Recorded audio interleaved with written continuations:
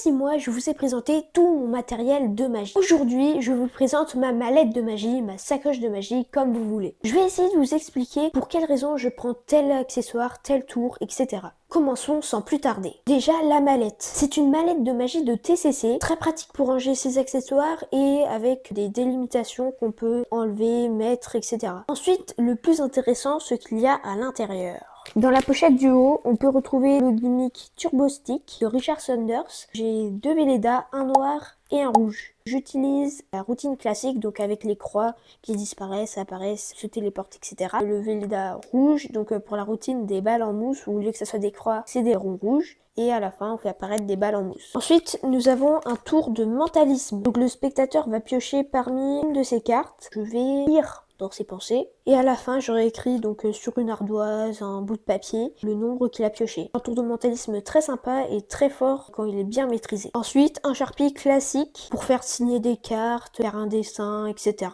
Un jeu bicycle bleu normal où je mets une préparation de mon choix. Ça peut être certains tours que j'aime bien faire ou d'autres. Et après, je m'en sers pour faire des tours impromptus. Un jeu de cartes rouge qui me servirait plus pour un chapelet donc de Juan Tamariz. Je vous dirai pas le nom parce que après vous irez chercher sur internet. Et donc un très bon chapelet de Juan Tamariz que je travaille en ce moment. Ensuite, ici, ce jeu de cartes, ça peut être un jeu de cartes peu importe, selon ce que je veux. Ça s'appelle le jeu Letters, Numbers. Là, j'ai pris le jeu Fast and Genius. C'est des cartes où on peut retrouver des dessins pour les enfants. Ensuite, nous avons un étui de TCC où j'ai rangé l'imprimerie, donc avec un foulard vert. Et aussi, le rouge et le bleu ne font pas de violet que je vous ai présenté sur la chaîne. D'ailleurs, l'imprimerie aussi. Je vous les mets en commentaire épinglé et dans la description. Ensuite, nous avons quelques tours de petits paquets. Ici, c'est ESP Teitelbaum de Ludovic Mignon que j'ai appris dans le jeu spécial ESP. Ensuite, Stickman de Magie Facile, donc un tour qui est sympa, qui est assez simple à maîtriser. Il y a le comptage M-Slay, mais après c'est la seule technique qu'il faut maîtriser. Je trouve que c'est un tour assez amusant pour le spectateur. Ensuite, les cartes folles ou les cartes faux folles, ça dépend. Les cartes folles donc de Jean-Pierre Valrino, que vous connaissez sûrement, c'est un tour qu'il a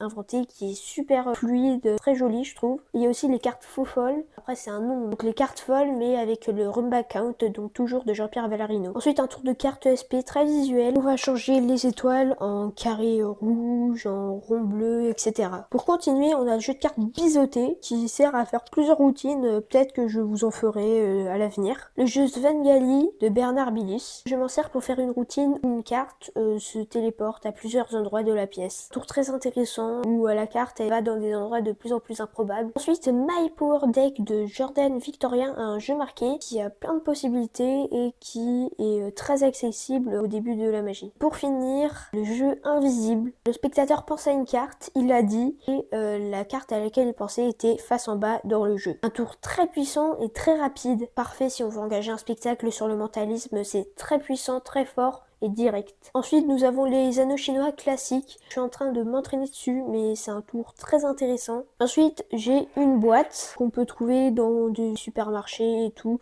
qui coûte pas cher, donc c'est pour ça. N'hésitez pas à chercher dans les magasins pour voir si vous trouvez pas des accessoires qui vous serviraient à la magie. Donc j'ai 3D pour routine de mentalisme et de hasard. Une boîte Okito avec à l'intérieur 4 pièces, 4 demi-dollars. Donc j'utilise pour faire des routines Matrix et des routines un peu plus classiques. On a aussi une pièce classique de 1 euro pour faire des effets de change. Et c'est bien aussi d'utiliser les pièces de 1 euro, donc les pièces connues par un spectateur en magie au lieu des demi-dollars qui sont pas forcément connus. 4 élastiques donc pour certaines routines, je trouve c'est bien de pouvoir faire de la magie avec n'importe quoi, des élastiques, des anneaux, des lacets, etc. Ensuite un anneau et un lacet pour les routines de bague à travers le lacet. Donc là c'est un anneau que j'ai trouvé, mais on utiliserait plutôt une bague d'un spectateur pour que l'effet soit encore plus fort vu que la bague elle est à lui, donc il sait qu'elle n'est pas truquée. C'est une routine classique mais qui a toujours son effet sur le spectateur. Et un billet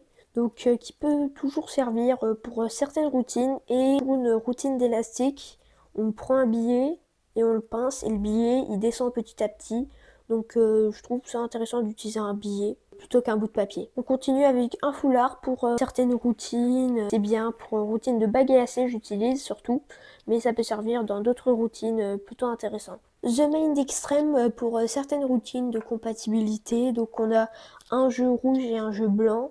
Donc comme ça, moi je prends un jeu, il prend un jeu et on fait un effet de coïncidence où on tombe tous les deux sur la même carte.